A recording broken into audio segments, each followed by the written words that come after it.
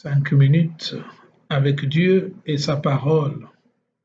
Bien-aimés dans le Seigneur, Shalom.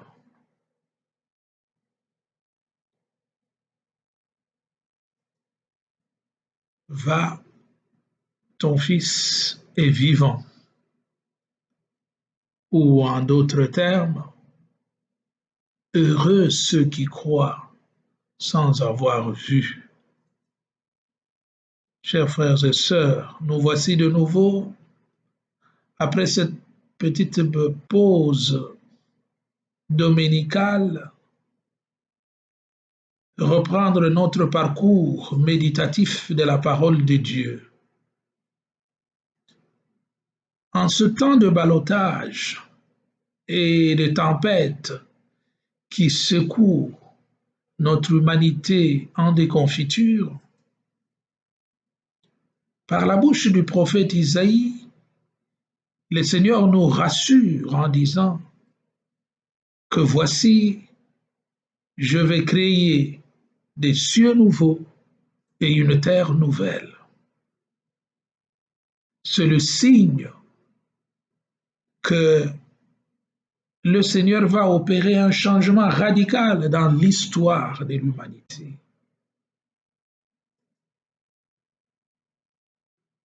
Et dans l'Évangile,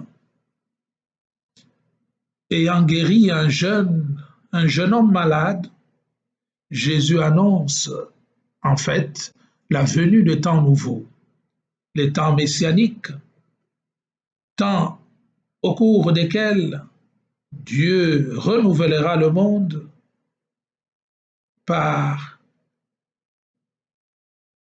sa parole et par la grâce des sacrements.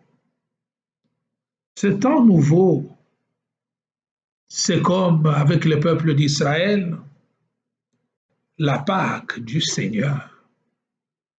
Dieu qui passe dans l'histoire de l'humanité pour pouvoir la transformer afin qu'elle devienne une histoire sainte.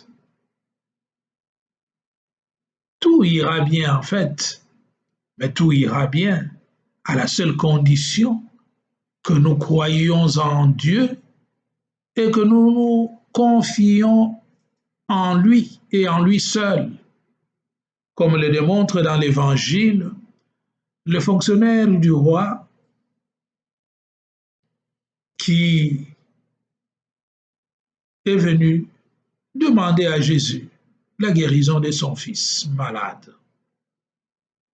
Et à cette demande, Jésus répond en disant, « Va, ton fils est vivant. » Ou mieux disons, « Heureux ceux qui croient sans avoir vu. » Cette réponse de Jésus, au fait, nous concerne spécialement en ce temps trouble, en ce temps où nous sommes sommés, traqués par ces turpitudes et ces vicissitudes qui se sont abattues dans notre monde avec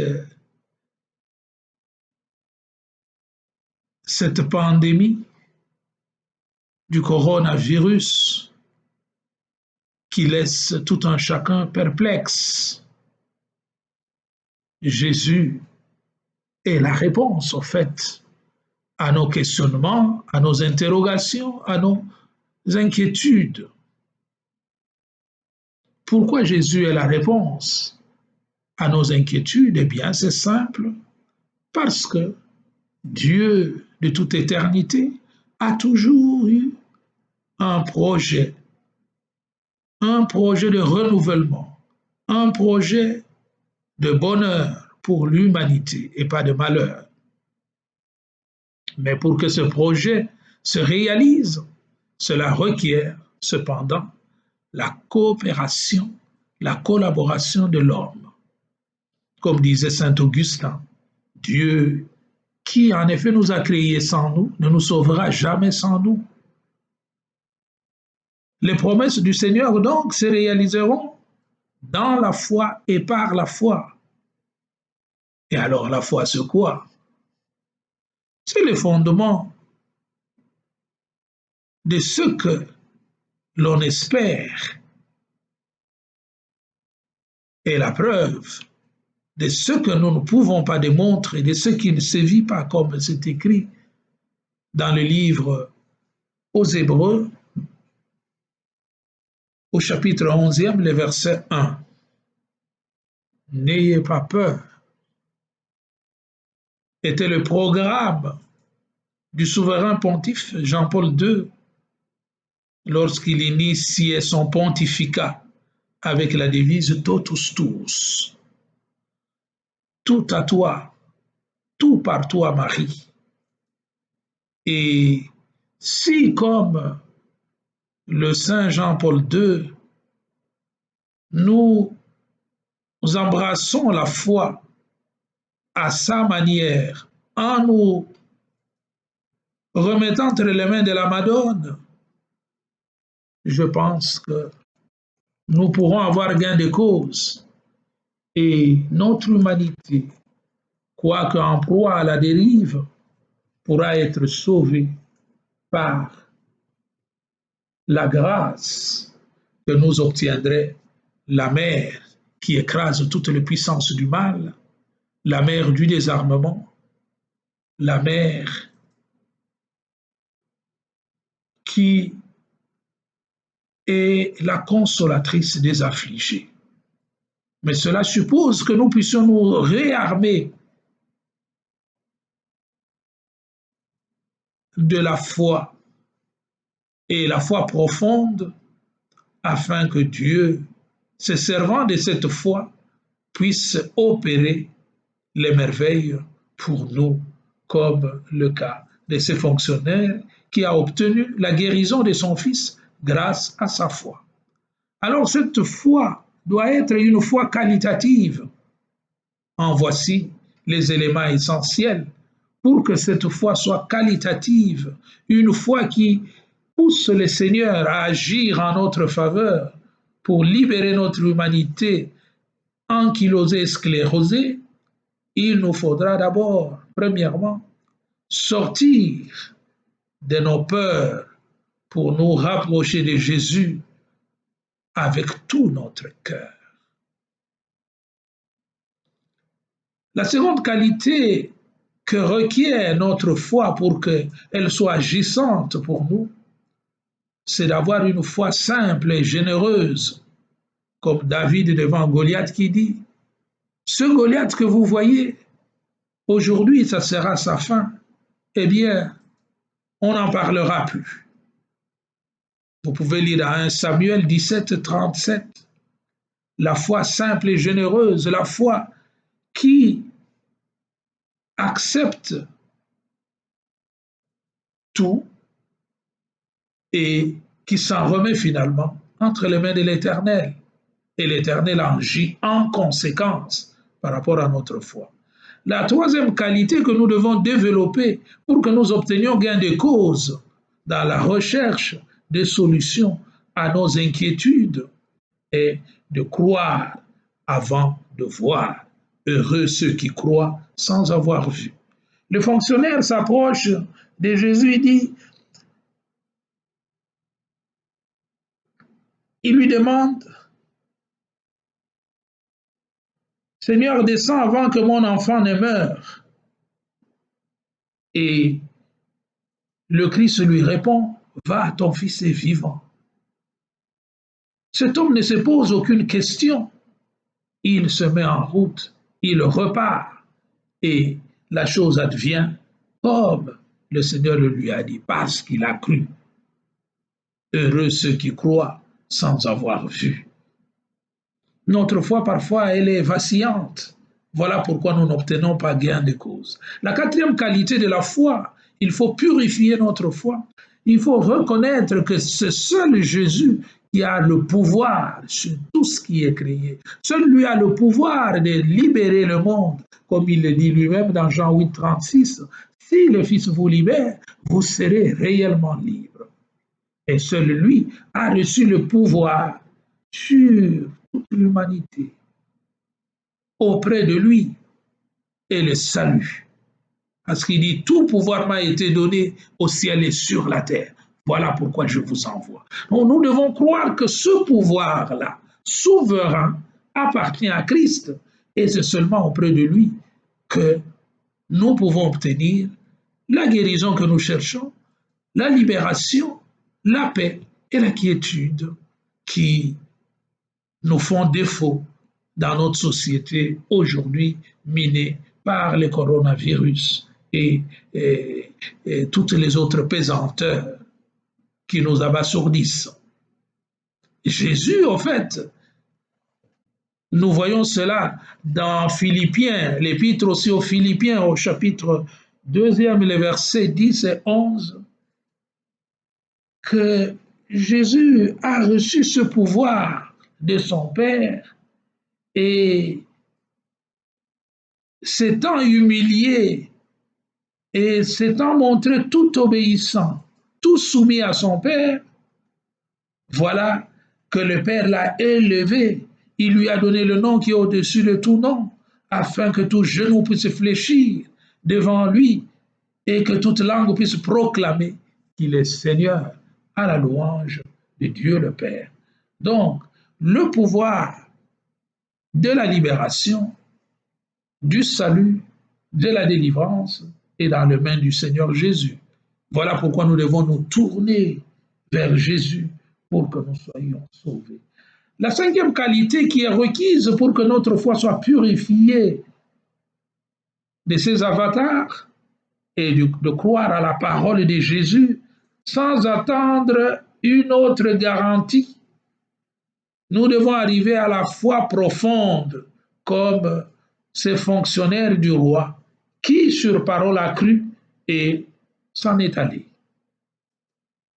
Si vous demandez une chose, nous dit le Christ, croyez que cela vous est déjà accordé et cela adviendra selon votre foi.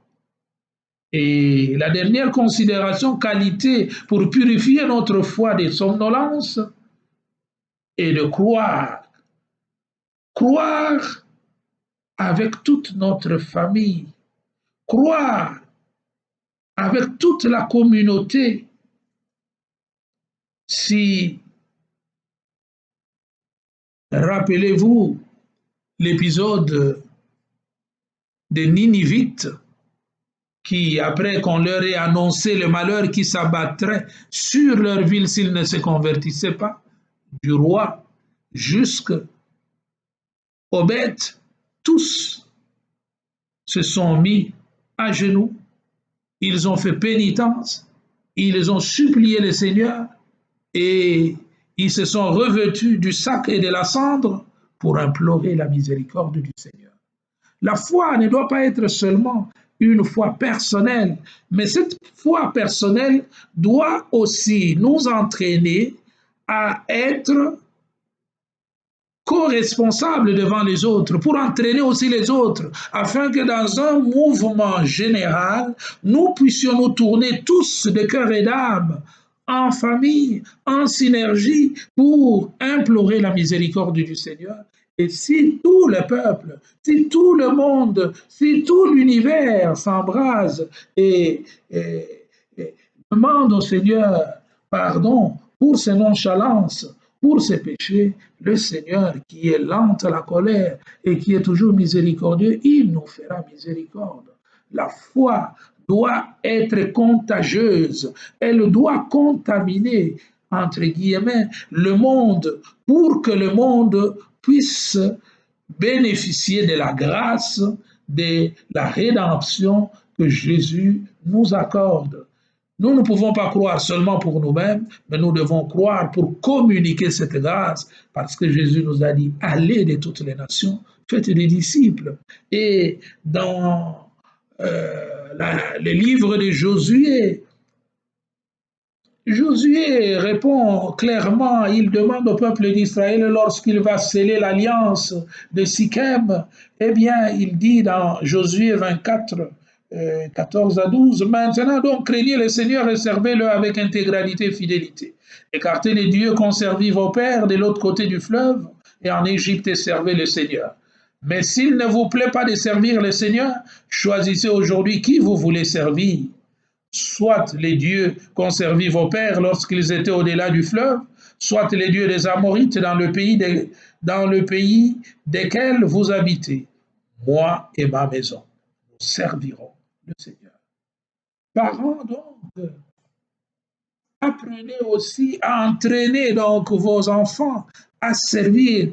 Le Seigneur a imploré tous unanime la miséricorde de Dieu pour que le Seigneur nous prenne en pitié. C'est très important, cet aspect communautaire d'une démarche pénitentielle et pour que le Seigneur puisse nous libérer de nos turpitudes et de cette situation macabre que nous sommes en train de traverser et de vivre.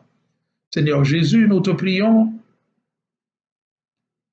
dis seulement une parole et notre monde sera libéré de cette pandémie qui nous attriste et qui nous avilit. Mais hors de nous, cette maladie qui nous rend lugubres et maussades, qui nous épouvante et nous stresse parce que nous croyons en toi. Prends pitié de nous, pécheurs et malheureux qui recourons à ta miséricorde. Amen. N'oubliez pas, à la fin de l'invocation, que nous devons toujours dire, ô toi la Madone,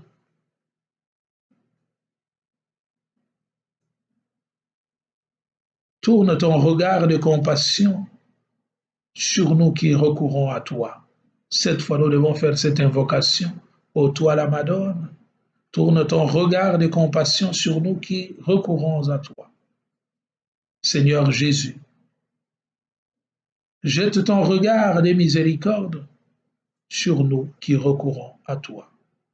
L'invocation Seigneur Jésus une fois, à la Madone 7 fois. Chaque jour, exerçons-nous à demander ensemble, en communauté, en famille, pour que le Seigneur nous prenne en pitié et qu'il nous libère de toutes ces turpitudes.